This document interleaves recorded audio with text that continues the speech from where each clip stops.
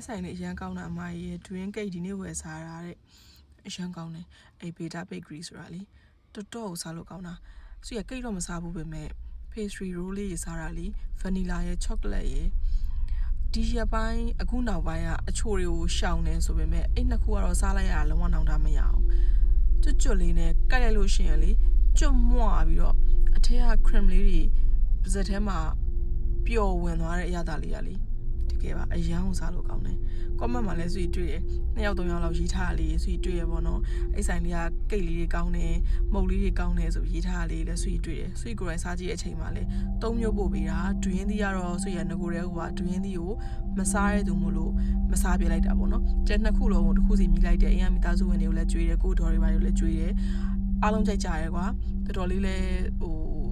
ရတာကောင်းတဲ့ထဲမှာပါရသေးလားတွင်းသီးကကြတော့ဆွေရလို့အနက်မခံနိုင်တာတွေပါတော့မရှိဘူးတချို့ဆိုရင်တွင်းသီးအနက်ရရင်ခေါင်းကိုက်တာတွေခေါင်းမှုတာတွေရှိရလေဆွေရအဲ့လိုတွေမရှိဘူးတွင်းသီးကိုမစားတာကိုကမော်လမြိုင်နေပါသွားရဲဆိုလို့ရှိရင်ပြန်လာလို့ရှိရင်လက်ဆောင်တွင်းသီးတက်လာတော့ဘာလို့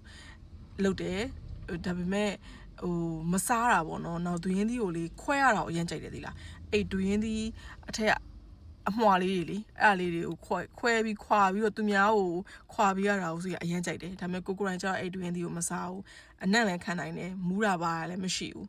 တွင်းသီးကြိုက်တဲ့သူကတော့အဲ့ pastry roll လေးကိုတော်တော်သဘောကျလိမ့်မယ်သူ့အနှစ်ကလို့ပြပြနှစ်ကလေးနဲ့စားကောင်းတယ်ဆိုပြီးတော့ပြောကြတယ် Hala bakery ဆိုင်လေးတစ်ဆိုင်ရနေပြီးတော့လေစီ pastry roll လေးလက်ဆောင်ရထားတယ် beta ဆိုပြီးတော့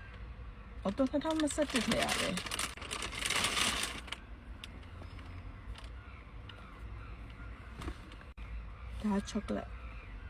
ဒါ chocolate နဲ့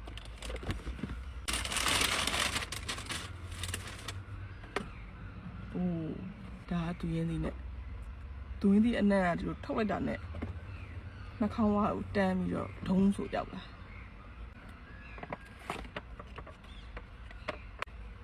ဒါမျိုးလေး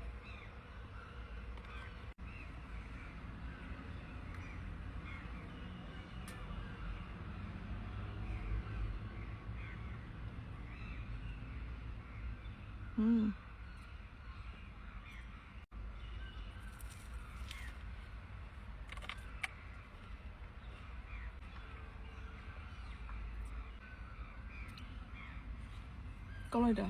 ကျွတ်လေးနဲ့အဲအနှစ်ကလေးနဲ့ရှယ်ပဲ